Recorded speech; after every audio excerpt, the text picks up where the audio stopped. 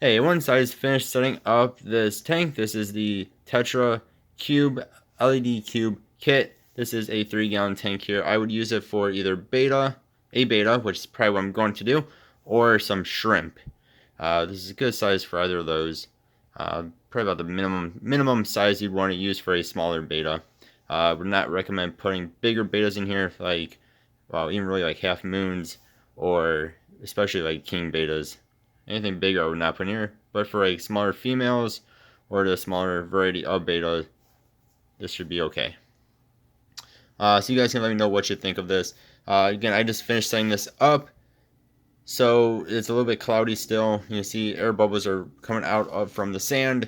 It's always an issue with sand, is that it always has air bubbles that gets trapped underneath there, and over time they release. Shouldn't hurt anything.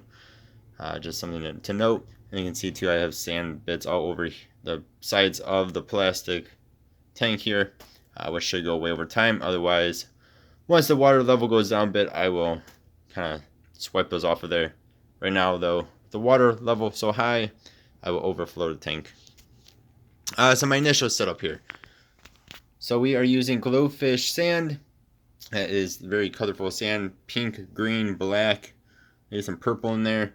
I have this fake tree stump looking thing. It's actually a piece of stone of some sort made to look like a tree stump. I think it looks pretty sweet. Back there we have a glowfish yellow fern. This will glow underneath a blue light. And I'll show that off in a little bit here. It looks really sweet. Really like that plant. And it's I don't know if it's actually a silk plant or what it is, but it's a nice soft plant, so it should not hurt anything. This is what comes with it, the filter. If you'll focus in there. The Whisper 1-4 is just an internal filter. It uses a small cartridge. I'm also using, sort of see next to there, because the suction cups don't work anymore. So I kind of stuck it behind the filter. Shouldn't hopefully hurt anything. That is a 25 watt. I think it's an Aquarium heater. I've had it for a very long time. So that would do a good job in this size of a tank. Now the light I did switch out. This is now an Aquarium plant LED light. Let's see if I can get... Yeah, there we go. So it has a couple different modes. Either white or blue or off. We'll come back to that in just a moment here, show it off a little bit better. This is the light that came with it. 9 white LEDs. Even with that many LEDs on it, it's not very bright. That's why I switched it out. It'll be okay. It's just not the brightest of things. Had this Aquarium planted light just sitting downstairs, so I figured why not just use that. And you can see how nice and bright this light is, even with my room light on. So I'll show off my light here with the overhead light off in just a second. You guys let me know what you think of this tank and my setup here.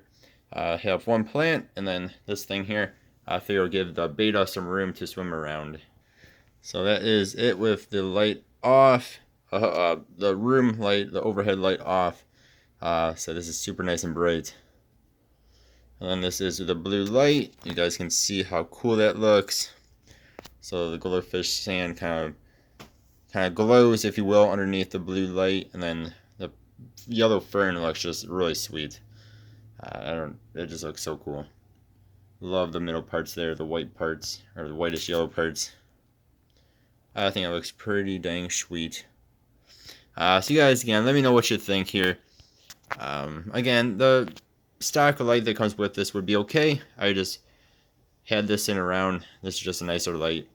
That light, I think, actually, buy it by itself, I think costs about as much as this kit costs. So, thank you guys very much for watching. Hope you all have a good one. Let me know your thoughts on this setup. See you guys next time. Goodbye.